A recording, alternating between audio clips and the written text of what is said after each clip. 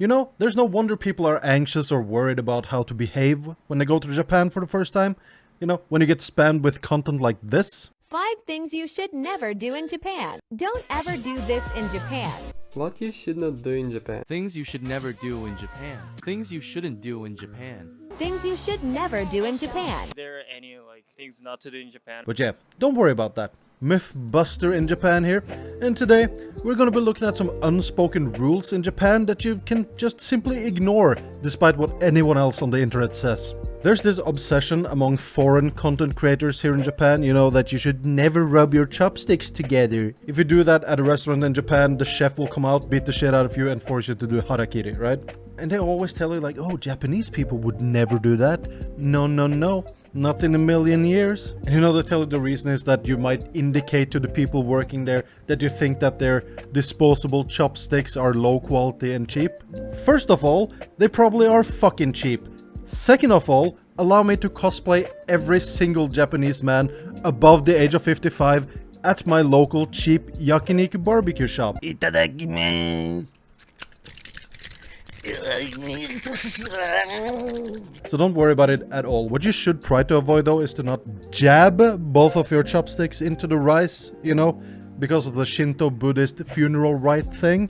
And the same goes for using your chopsticks to pick up something and then transfer it to somebody else's chopsticks. That's also kind of the Shinto Buddhist funeral rites. You don't want to be reminded of grandma's cremation while you're sitting and eating, right? And that's why you probably shouldn't do that. But the rubbing together thing, everybody does it here.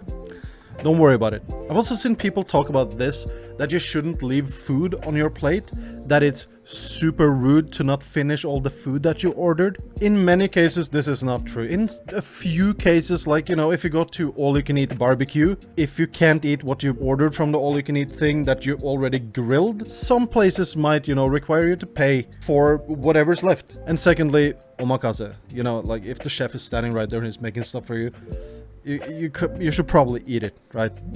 You'll get an insane amount of dirty looks, you know, if you don't. So those are the only 2 exceptions. If you go to Koko Ichibanya, you know, like the curry place or any chain restaurant or any like normal restaurant, nobody gives a shit if you don't finish your food, dude. You don't have to worry about it. Send that food to me, you skinny bitch. I'll eat it. No problem at all leaving some food on your plate if you're a weak eater. But asking to take out your leftovers like in a doggy bag, that's not a thing here, Americans. So that you cannot do. I've seen some people be super worried that they're going to be called out for not being able to slurp ramen. This is absolutely insane. This must be something that I probably read on Reddit like a while ago. And I still remember that this person was like afraid of being unable to slurp the noodles like the Japanese do.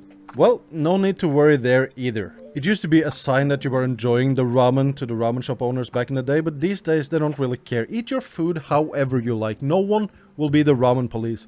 Except for that one person in your group. You know, you have a group of 5, 4 people's first time in Japan, and you got the last guy or lady who's like, I've been to Japan 10 times. That person will be the ramen police. That will be the only person that will complain about how you eat your goddamn noodles in Japan. No Japanese, ramen chef or not, will care, dude. Eat the food how you want and tell that last, you know, the 10 time to Japan person to fuck off. I'd be careful asking for a fork though, that's just weirdo behavior. You know, grab your waribashi, rub them as vigorous and as long as you want before eating with them, whilst channeling your inner Japanese grandpa energy. Oh yes, talking on the phone on the train. People are super anxious about this too.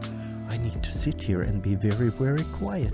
Being noisy on a train is kind of a big deal in Japan. It should just simply not be done. Yet, I've seen both foreigners, young Japanese people and drunk people of all sorts be very loud on trains. Do not do this, but talking on the phone can be acceptable if the train you're on has those middle sections in between carriages. Shinkansen trains, you know, the bullet trains, have compartments in between wagons where you can take your call. Some local trains may have this as well, so, you know, bling bling, grandma's got cancer, you shouldn't feel like you have to wait the 1 hour it takes to get to where you were going before you can call back. That's just silly. So don't believe many of these videos you see online about unspoken rules and norms about Japan, because in the end, unless you plan on living here for a long time, you don't really need to care about them. You know, just be a decent human being and you'll be fine here. Don't worry. You can always pull out the gaijin card and people won't really hold you accountable for breaking any social norms. I still use mine after 7 years here, to my wife's extreme dismay. Alright, thanks for watching, guys. If you want to see more Japan content like this, please remember to subscribe. And if you liked the video, like it. If you disliked it, just dislike it. Try me, dude. I don't care. And maybe share some nice anecdotes about some awkward social interactions you had in Japan for, you know, other travelers in the comment section. And for me to read and laugh at. Alright, guys. I'll see you in the next one. Okay, bye.